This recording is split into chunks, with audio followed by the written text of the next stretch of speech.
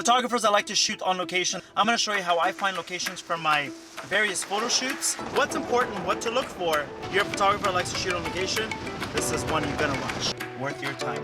I'm actually going to go through 4 steps of how to find the perfect location for your photo shoots. And at different times I've used different ones, the pros and cons of every single step. Plus at the end of the video, I'm going to give you some bonus tips that's going to help you become a better producer. You know this, you're gonna have to produce them anyways. Let's talk about method number 1. The most expensive one, you hire a location scout or a location tech or a location manager. Now those titles are different, but they're so the same. If you're a location manager, that's the person on the day of that watches the whole thing. So they might be the one that has talked to all the neighbors and said, we're gonna have this photo shoot. They might be the one that has gotten the permit. That's your location manager. That's the person that manages the location.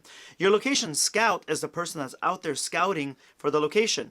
Could be 2 different people, could be the same person. Let's go and talk about what the average rate for that is. They make $50 an hour. That's 8 hours after that, overtime and all that. Oftentimes people will find a location scout that'll be the location manager on the same day. This person is responsible for finding the location. This person is responsible for giving you a whole bunch of choices so that you as a producer or the director or both can look through all the links on the website and go, I like this, I don't like that, throw away the other stuff, that's not the look I want, but I want to find out what this one is.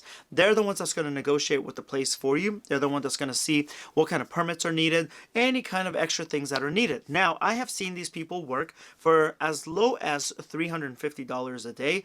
350 bucks a day. They're going to look for about 3 days. They're going to be there on the 4th day for the location shoot. You see how it starts adding up? And so I don't think that method 1 is something that you really want to use, but if you have a big shoot, you have a big budget, it does help to have somebody that has the big database, all the relationships that can negotiate on your behalf. Method number 2 is the traditional way. That's actually getting in your car or your bicycle, probably your car, and driving around. So that's what I did. Gas station, obviously, but all that driving around for locations, it starts to add up. The costs start to add up. The mileage on your car starts to add up. I'm on a lease, so I don't want to drive around more than I have to. And then, damn, gas is not cheap. It's cheaper than it was. And so driving around, trying to find all these locations, I'm not about to do that. So I need to find a better way, and I got it.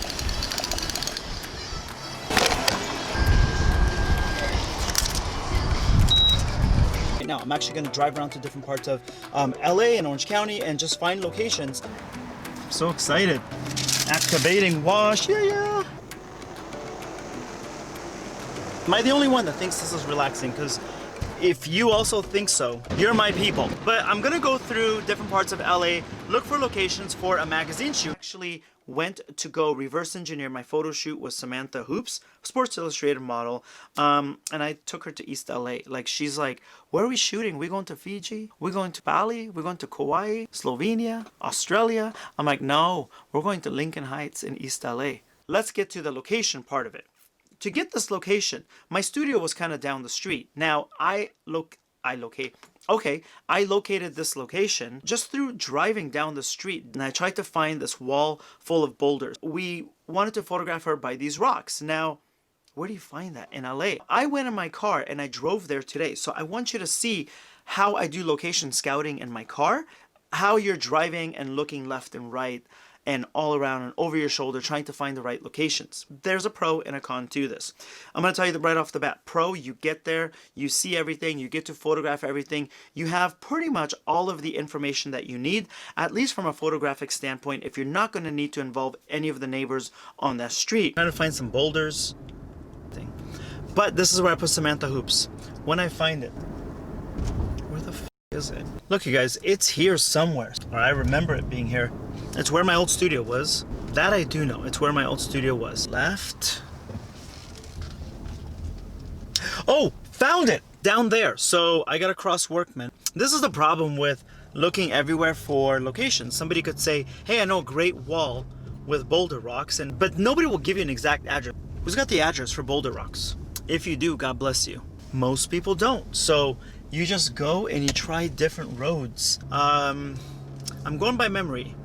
I think I'm close. So this is exciting, but this shows you guys how much work there is in finding location. There it is. How very, very, very exciting. Oh my God, it's ugly now. Swear to God, you guys, this is it. This is so disappointing. First of all, let me put on my mask. I parked in a red, so let me do this really fast. This is where we had her. And it was across the street. So what we did is I photographed her. Actually, I remember this mural. I photographed her right there. That's all. Now let's think about how much time this took. Even though my studio was in this neighborhood, I was going all over the place and I was trying to find the location. That's a lot of gas, that's a lot of miles, that's a lot of time. So there's 3 ways that you're wasting money. There's a faster way to do it. I would just basically go back and forth in the middle of the street and I would tell someone if there's a car coming, let me know so I don't get run over. So that's the main thing that you want to do. Now, when you get to a location, what you want to do is you want to make sure that you take pictures, not just of the actual location. Look and see if there's like red marks or what parking spaces, what limitations there might be. All of that is so important because let's go inside the car. I would do that if it's down to my 2 or 3 choices. Then sometimes you have no choice, but you don't have to go all over town, whatever city you live in, and start looking at everything because some of that stuff could take an eternity. It's not a smart use of your time. So locations. That's the thing. The other thing about locations, make sure that you photograph, okay, how many parking spots are there? What day is street sweeping? How many cars are blocking it? Are there any nosy neighbors? What does the sidewalk look like? What is it on either side of it? So don't just take a picture of the location, take a picture almost of a 360 of the location. One of the beautiful things about being familiar with this area is that the best taco stands are here. Like nothing else compares to them. People used to like really, I mean, we had our favorites. And when you have your favorite, you don't tell anybody because you don't want the long lines. There was also taco wars. So they would either turn each other in or there was this taco mafia guy, okay? He would patrol constantly. And if it looked like food licensing, whatever the restaurant people are to make sure everyone's got a permit, he would just constantly rotate around because just in this area of East LA, there was probably 20 or 25 taco people. So they would all pay this guy. And then if he saw one person getting busted, like they would come in, confiscate the money or whatever that they would do, he would go, it was his job to be security and go call all the other taco places, go drive by and say authorities are here. Because I made friends with the taco people. I can't believe I brought Samantha Hoops there. She's probably like, what the hell, Waleed? Like, I had centerfolds in Bali and places like that, and you took me to East LA? Yeah, there's more real people here in East LA, by the way. You know what? I'm gonna drop the street corner because the tacos are that good and everybody should know about them. The most bomb tacos ever. It is on the corner of 28 and Pasadena. The best tacos ever.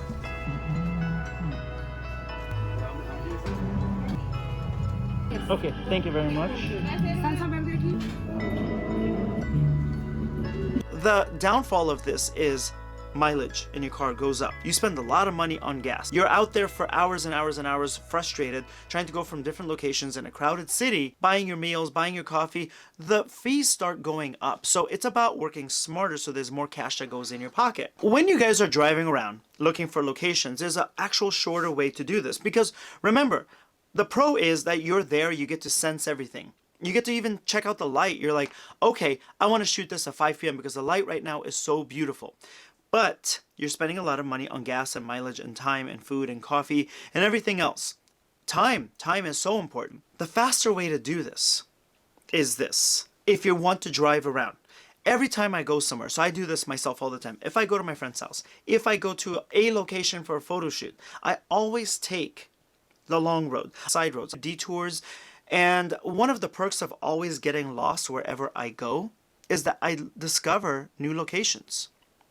Kind of cool, actually. I will actually pull over, I'll take a picture, and then I'll put that in my notes in my phone. Quite simple, and I'll remember, wait a minute, I found this location. Because, see, one of the things is that if you live in Los Angeles or New York, everybody now knows the same locations, and we're bored by it. So, to find something a few miles out is a huge deal, and you want to keep that. It's almost like your little secret book of recipes. So when you're driving, look around. Obviously be safe, but I feel like I have to say it nowadays. Be safe, but look around and just be very aware. So you should always start searching for things. Keep it a secret. And here's the thing too, a lot of people think a location is like this big vast area. Not necessarily. A location can just be a door. A lot of times when you're shooting a model, you're shooting a product, you only need this much space. You don't need a massive wall. Of course, in this case with the Samantha Hoops thing, it's a massive wall, but most cases it's going to be a small area. By the way, if you're a photographer that wants to make money from photography, I happen to have the Photographer Survival Package. It's free, don't worry about it. The link is in the description of this video. And what it is that instantly you're going to get a download of your ideal client avatar. Find your ideal client. I mean, now who doesn't want that? Then there's 3 other gifts that come back to back to back, okay? Also, if you're interested in signing up for my masterclass, you don't have to, but if you choose to, I would love to have you in there because my photographers have now been published. Harper's Bazaar, book covers, they've done magazine editorials, everything just from doing my masterclass. There's a one-time exclusive offer in one of those emails, so do check it out. Okay, so the link for that is in the description of this YouTube video. All right, let's get back to finding locations. All right, method number 3 is actually Google Maps. So I'm gonna go through my computer and try to find the exact same location. And I'm gonna show you guys how you can do it, the pros and cons of this versus driving. So a lot of times this is actually how I do my location searches. Now, 5 Point Studio is really the studio that I built. If I was in a car, I would just zigzag and find it. Now the problem with that is it's fast when you're there. But to get there, sometimes it could take you 30 minutes or take you an hour. Man, that's like a potentially a full day, like an 8-hour day of driving or a day and a half of location. So you've got opportunity cost that goes like you can't do any other work. You got all that gas money. You got the miles on your car. You got all the meals you have to buy on the road, all the coffee. Everything adds up. So this is a cheaper way and a faster way of doing it. If you can get the general vicinity, then Google Maps is a very good thing. You can pretty much do a game of 20 questions, find the exact street. Okay, so I wasn't sure if it was Pasadena, but I do remember it being past 32 or 33rd Street. I don't see anything that, like the wall of boulders, what it would hold up. So it's not Pasadena, nor is it Avenue 34. It's potentially Griffin. Now, I know it's Griffin, okay, but this is what I was thinking about when I was driving around trying to find it earlier today. How do we actually see street view? The little man, just take him and just drop him right into the street. I dropped it on Griffin Street. Okay. Oh, shoot. This looks familiar, actually, because I do remember shooting her against this wall. Let's travel a little bit more north on Griffin.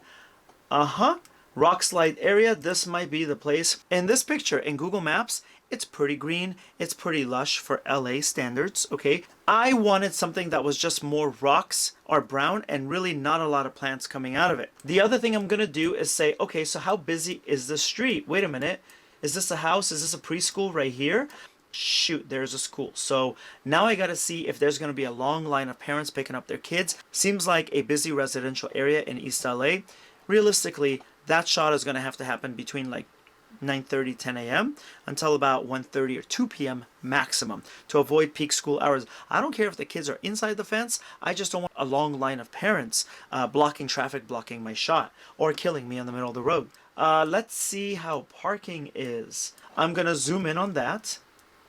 And I would do a screen capture, zoom in, and see when the parking dates are. The no parking. The no parking days are technically the best because if I can park our cars a little bit away and maybe Uber into that location, the fact that there's no street parking is great because no cars are going to block your path. You're going to take a look and see how many houses you might be disturbing. Really, no staircases on either side. I can bring Samantha Hoops here. And across the street, as long as I avoid the parents on their way to work, I'm cool there. I just got to find out if this is like a preschool, it looks like a home. I'm okay there. Take a screen capture and add it to my mood board. You have to give people exact locations and pictures just because people learn and see things differently and they soak things up differently. Okay. Now, when you compare that to me actually being on location, you see that it's very, very similar. It helped me make a decision. In this case, if you must have this wall, you're like, okay, I've got this big hindrance. Either there's a lot of grass, so you might go and say, well, let's travel a little bit up the road. Let's travel and see what there is. Hey, this might be a little bit better if I put her on something. This is actually a much better rock. It's cleaner. It looks more like you're in Colorado or something. So that's what I do. I travel up and down. This is how you want to start. If you have a choice, start this way first. Now we're going to go into method 4. Method 4 is probably the method that you should do. That's really the method that I now do the most. I start things on Google Street View. I'll go there and I'll find things. Oh, I see where there could be potential parking lots. Maybe that's where we could park our cars. Then you drop the little man on that street and you know, like maybe here or something. And it's so weird that he hangs. Or she. And you get to read the street sign. So this helps you be a producer also and do the call sheet. So you're thinking of it that way, and also as a director and a photographer, what works for you. Now, the hybrid way that I said, point number 4, is you find it, you narrow down. But I know that I'm not going to now have to drive. You don't have to drive anywhere because you found something that could potentially work. Now it's worth driving to that and checking it out and seeing what it's like closer to the date of when you're shooting. You don't want to go everywhere. So this is a great narrower downer situation, and it really, really helps. Now, I'm going to talk about things that you may not know, little known tips. When you are out on location and you're taking pictures, take a picture of the road to the right, road to the left. Don't try to remember it. You're human. You're going to forget. Take a picture of the parking signs. Take a picture of where the red is on the curbs and any other colors that there might be. A screen capture also of your phone at what time you were there. All right, the shadows might be a little bit much. I'm going to come 2 hours earlier based on the sun's position. Also, when you're there, find out where the sun is. There's good apps, or you can just use common sense. Take a picture of the sky where the sun is at that time. So you remember all these things, because when you start sharing this with your team, it's vital information that's going to help you become a better producer. Murals are scary things. Murals cause lawsuits. I talk about how Jennifer Lopez's commercial for Fiat got sued because they filmed out the window all the murals on the street. Well, what that means is you're using someone else's copywritten art in a commercial product. If it's for a commercial product, don't put that behind the product at all. You must have it. Write them an email. A lot of times they'll put their Instagram tag on it, and then just send them a DM and get it in writing that it's okay to shoot your project in front of it. The next thing that I want you to watch out for is find out all the danger zones. If where I was shooting Samantha Hoops was there was like a roundabout way, a curve, easy to get killed there. So I had somebody be on watch. I'm like, you are responsible for me living through today. Don't cheap out on that. It's worth paying someone even $25 if that's all you can afford to come and watch you for that one setup, just so you don't die. The other thing too is look and see where bathrooms are. Look and see where your nearest liquor stores are, where you can buy your crew water, or you can buy water.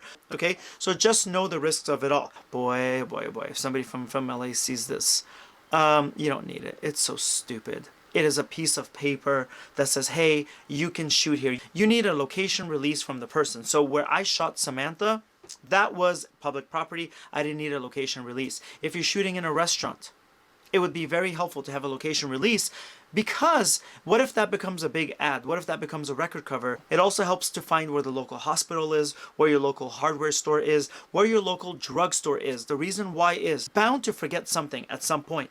You're going to need somebody, a PA, an assistant, to go make a quick run. Also, of the call sheet, specify things that are so obvious. All right, so I hope you guys enjoyed that video. I hope you guys learned something, or a whole bunch of some things. And if I can help you in any other way as a photographer and making money, or taking a better picture, or just being a better business owner, this is a channel that I hope you subscribe to, because that's now my dedication, to help photographers do as well as I have. And I'm still shooting, of course. Finally, if you have any questions, I read all my questions, I answer all my questions. So do leave a question down below and I'll get back to you as soon as I can. If you want to get some more business information, that would be up here. If you want to learn more about my photo shoots and follow me on some shoots, that would be right here, okay? Here or here. I hope I see you guys again. I have a new video every single week. Thank you for watching. My name is Walid Azami, and I'll see you guys next time. All right, okay, bye.